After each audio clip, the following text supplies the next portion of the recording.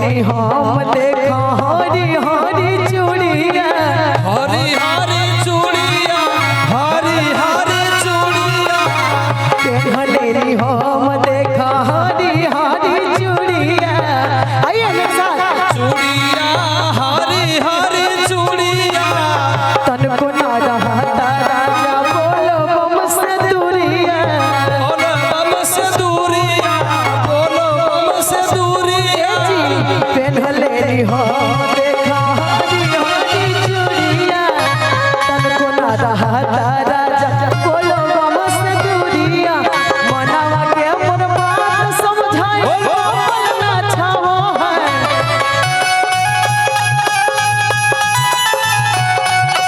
मनावा के मोर बात समझो दिल में मोना छावो है सीना पे हाथों है नया नया ड्राइवर गड़िया हसीना पे हाका नया नया ड्राइवर गड़िया हसीना पे हाका चढ़त से हमने देखा है कवरियन के भीड़ लाखों है चढ़त सावन देखा है कमरियन के भीड़ राखो चढ़त से हमने देखा है कवरियन के भीड़ लाखों है हर हर हर हसीना पे हाथों है नया नया ड्राइवर गड़िया हसीना पे हाको नया नया ड्राइवर गड़िया हसीना पे हाको नया नया ड्राइवर गड़िया हसीना पे हाको नया नया ड्राइवर बढ़िया हसीना पे हाथों है नया नया ड्राइवर गड़िया हसीना पे हाको बोलिए प्रभु शंकर भगवान लेके चिलम सब जो अब काहे फोड़ रहे हैं जी ये बाबा के भक्त है हमारे भैया तू चिलम मत फोड़ो ठीक ना कि मत फोड़ो भैया के चिलम भाऊजो कि मत फोड़ो भैया के चिलम भाऊजो आहे तोहरो सजनवा है भोला के दीवाना आहे रही हम सावन भर भोला के दीवाना आए रहे तो तू सावन भर मंदिर में भाऊजो बड़ा फोड़ा भैया की चिलाब भौजो अब भैया कि माता फोड़ा भैया के चिलाम भाऊजो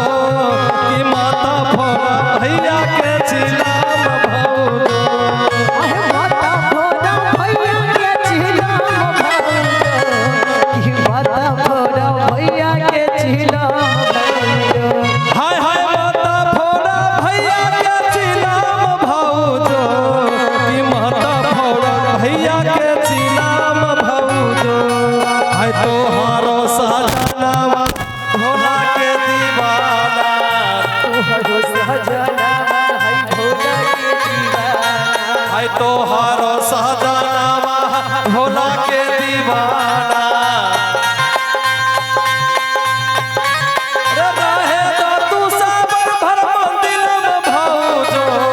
कि माता फोड़ा भैया के चिलाम भाऊजो कि माता फोड़ा भैया के चिलाम भाऊजो कि माता फोड़ा भैया के चिलाम भाऊजो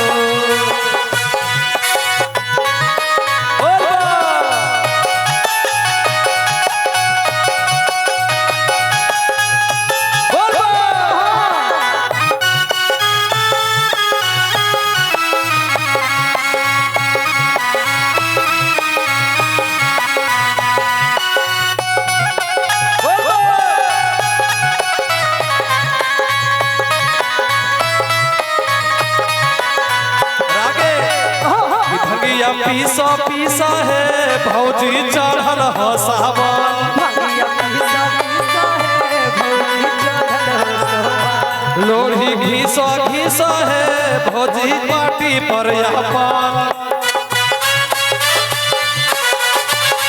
भगिया पीसा पीसा है भौजी चढ़ल हो सावन लोढ़ी घीसा घीसा है भौजी पार्टी पर अपन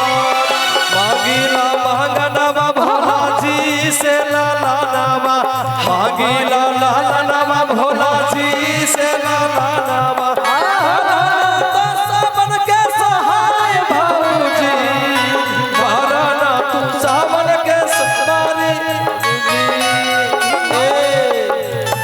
देखिए